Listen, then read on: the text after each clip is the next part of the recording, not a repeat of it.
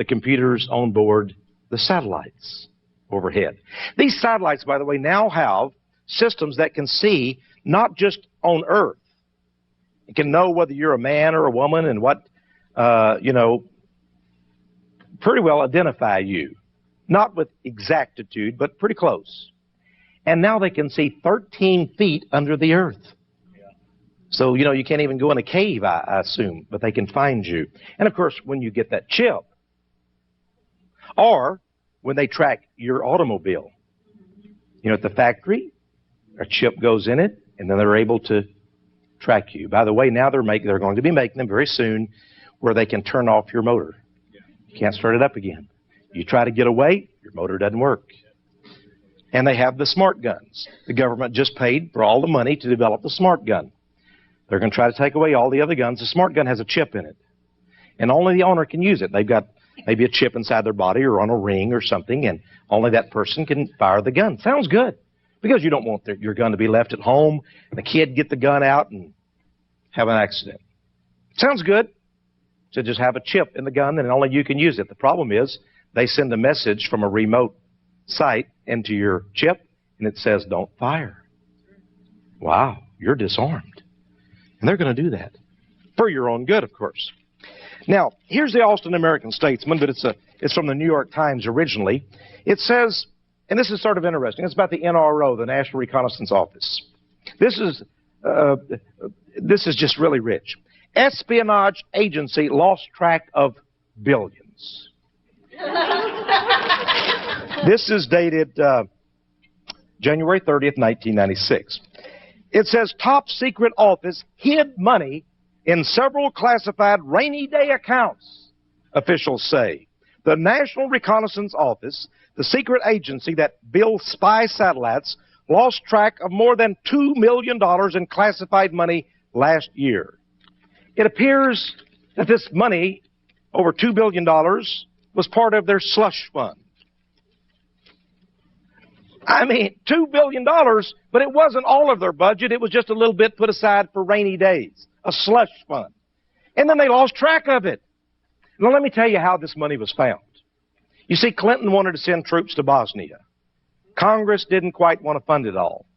He had to find money somewhere in the defense budget. And you know what? They found billions just sitting around in a slush fund at the National Reconnaissance Office. They didn't know they had it. And now, thank the Lord, they could send those troops to Bosnia.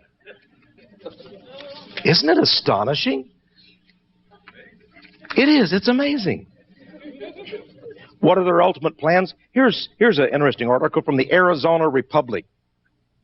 Here's a guy. I'm not accusing him. He probably has good intentions. Eye in sky to track kids, a teen horror.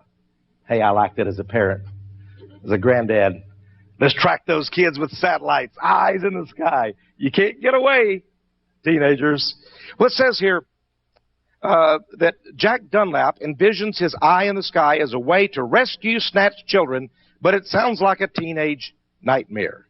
Well, it goes on to talk about the capability does exist to give kids a chip and then, passive transponder, and then to know where they're at all times. Sort of interesting, isn't it? What's going on?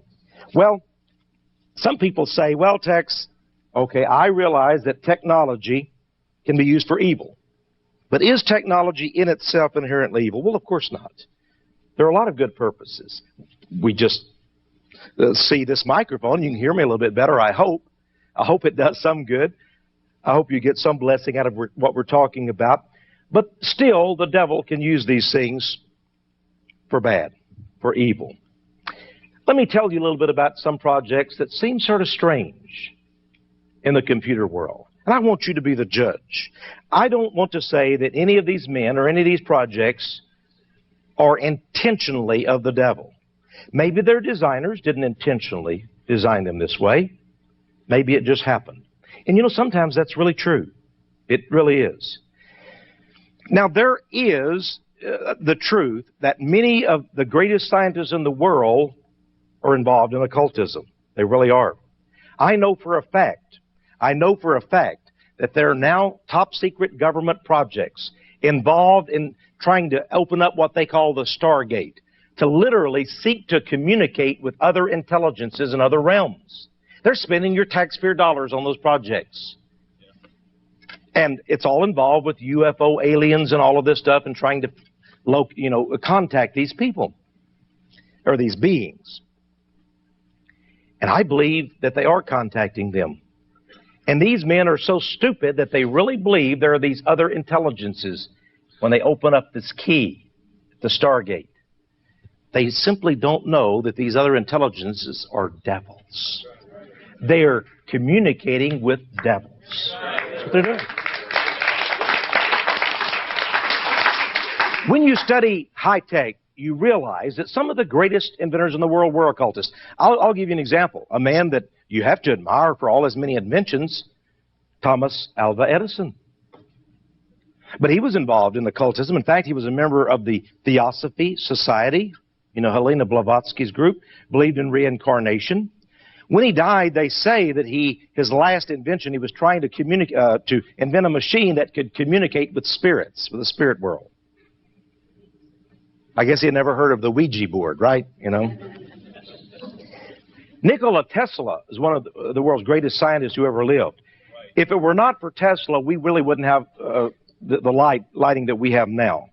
Although Edison is given credit, for the first light bulb and all that. Tesla developed the generators and all of that, so we have the big power plants and so forth. Fantastic inventions. In fact, when he died, he lived alone in a grimy little hotel room. Government agents swooped upon the place and took away the safe where he had all his secret plans. Nobody even knows what's in there. He said he could create a weapon using just the electrical waves in the air that a nation could literally conquer the whole world with, and he had the plans for it. I believe he was given his plans by the devil and his agents.